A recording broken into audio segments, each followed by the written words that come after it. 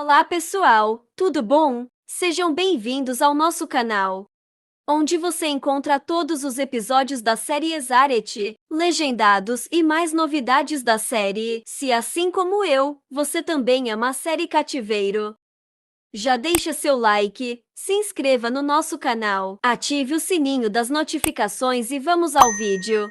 Ira diz para Oron que o casamento deles foi realizado para que Oron pudesse se vingar dela livremente, e que agora que toda a verdade foi revelada, ela quer que essa formalidade que há entre os dois acabe, pois não há mais motivos para que eles continuem casados. Oron não diz nada e apenas fica olhando para a Ira. Ira então diz para Oron que eles e todos que rodeiam eles estão muito machucados com tudo o que aconteceu, e que é muito difícil de reparar o mal que foi feito a eles. E que a melhor opção é o divórcio. Oron não diz nada e apenas sai do escritório, batendo a porta com muita força. Oron sai da mansão e fica pensando no que Ira disse sobre o divórcio ser a melhor opção para eles. Oron vai até o jardim e para em uma árvore e fica se lembrando da conversa que acabou de ter com Ira no escritório. Oron se senta no banco e fica dizendo para si mesmo que as coisas não podem terminar assim. Harika pergunta para eles o que está acontecendo e por que eles estão olhando para ela assim.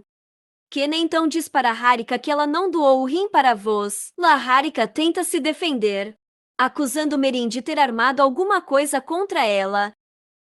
Harika pergunta para Kena se ele está acreditando na bobagem que elas estão dizendo e diz para Kena que elas estão armando contra ela.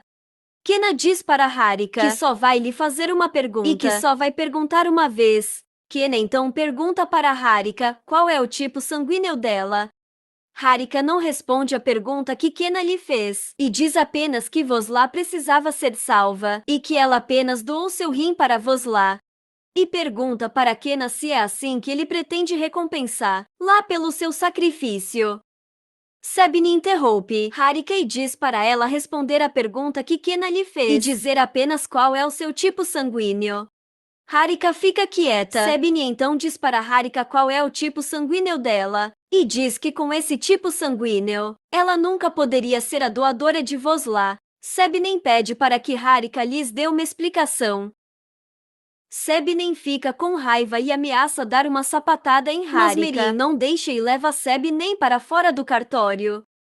Kena atordoado apenas fica olhando para Harika, não acreditando que ela conseguiu enganar ele esse tempo todo.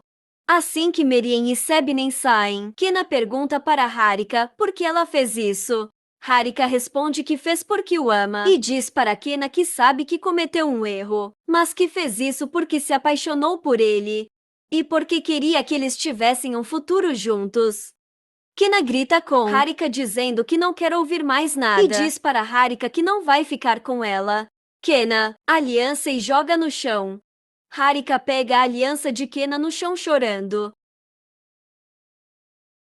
Oron diz para si mesmo que deveria ter dito a verdade para Ira assim que descobriu e que Ira está certa em estar chateada com ele e que ele não pode segurar mais Ira na mansão e que se ela quer ir embora, então ele deve deixar. Nursa tenta dar os remédios para Ali, mas ele não aceita. Ira chega e pede para que ele tome os remédios, mas Ali responde que não vai tomar, pois Ira vai embora quando ele melhorar. Ira então diz para Ali que não vai embora da mansão e que ficará com ele. Ali acredita em Ira e aceita tomar os remédios. Oron se lembra do dia que Ira lhe deu a bússola e, na ocasião, Ira disse para Oron que estava lhe dando a bússola como agradecimento por ele ter encontrado sua tia Saidete. Oron então volta de seus pensamentos e diz para si mesmo que recebeu a pior das recompensas por ter confiado nele. Ira termina de dobrar as roupas Ali e se senta ao lado dele na cama. Ele então pergunta para Ira por que ela está triste. Ira responde que não está triste e que está feliz porque ele está melhorando. Ali responde que sabe que ela está triste porque queria ir embora e que ela não queria mais ficar com ele na mansão. Ira pede para que Ali nunca mais diga isso e diz para ele que o ama muito e que ele é muito precioso para ela. Ali diz para Ira que ela não é mais o que costumava ser e diz que ele sabe que ela está arrependida de ter voltado para a mansão e que é por isso que ela está triste. Orun ia entrar no quarto de Ali, mas acaba ouvindo a conversa deles e decidir ir embora. Ira percebe que alguém ia abrir a porta e decide olhar e acaba vendo Orun indo embora. Quando Orun ia entrar em seu quarto, a jararaca do rabo fino o chama e diz para ele que não tem lugar para Ira na mansão. Orun fecha o punho com muita raiva de Afinfin, mas decide não responder ela e entra em seu quarto, deixando a megera falando sozinha. Assim que Orun entra, ele vê o vaso de flores que ele deu para Ira em seu aniversário e se lembra sobre o que Ira lhe disse, de que tudo o que ela queria era um vaso de flores, igual que a sua mãe tinha. Orun então volta de seus pensamentos e diz para si mesmo que Ira o deixou muito triste. Orun ia trocar de roupa e Ira entra no quarto deles, mas Orun entra no closet e fecha a porta. Merin está com Kena em um banco na frente do mar. Ela está conversando com Sebnin ao telefone. Sebnin avisa Merin que já avisou Vosla sobre o acontecido e que Vosla já está indo embora para casa. Sebnin pergunta para Merin como Kena está. Merin diz que Kena está muito bravo com ele, mesmo por ter acreditado fielmente em Harika. Sebnin diz que é normal, mas que espera que ele se acalme logo. Merin responde que vai ligar para ela mais tarde, pois vai conversar com Kena. Merin avisa Kena que Vosla já está indo para casa com Sebnin e irmã Férida. Kena diz para Merin que não a escutou quando ela lhe avisou que Harika não era o que parecia ser. Kena então diz para Melin que ao invés de acreditar nela, ele acreditou na bondade de Harika e que ela era diferente das pessoas da família dela. Kena diz para Marien que deveria ter acreditado nela desde o início. Kena então diz que não se conforma dele não ter percebido que Harika era uma pessoa e pergunta para Marien se ele é tão cego assim com as pessoas. Marien diz para Kena uma citação do Senhor Yakup, que às vezes estamos tão obcecados a fazer o que achamos que é certo que não percebemos a realidade que está à nossa frente. Kena diz para Merin que ela está certa. Kena se levanta e Merin pergunta para onde ela está indo. Kena responde que vai recomeçar a sua vida. Ira fica esperando Orun sair do closet. E quando Orun sai, ele pergunta para Ira o que ela faz ali. Ira diz para Orun que ele não disse nada para ela sobre o divórcio e que ela queria uma resposta. Orun diz que está ocupado agora e sai batendo a porta de novo na cara de Ira. Vosla chega carregada em sua casa, muito abalada pela verdade que lhe contaram sobre Harika.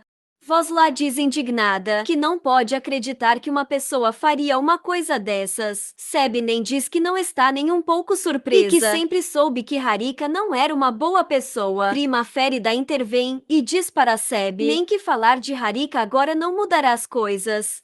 Sabinen diz que vai voltar para o escritório e deseja melhoras para Vosla.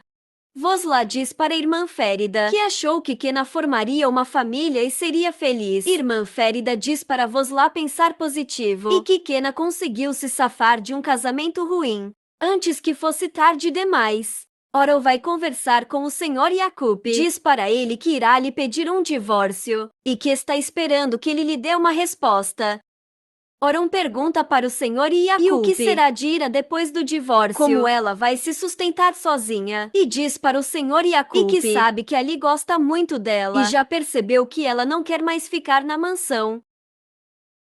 Senhor Yakup diz para Orun que ele está usando esses argumentos como pretexto, pois na verdade ele já percebeu que Orun não quer se divorciar de Ira.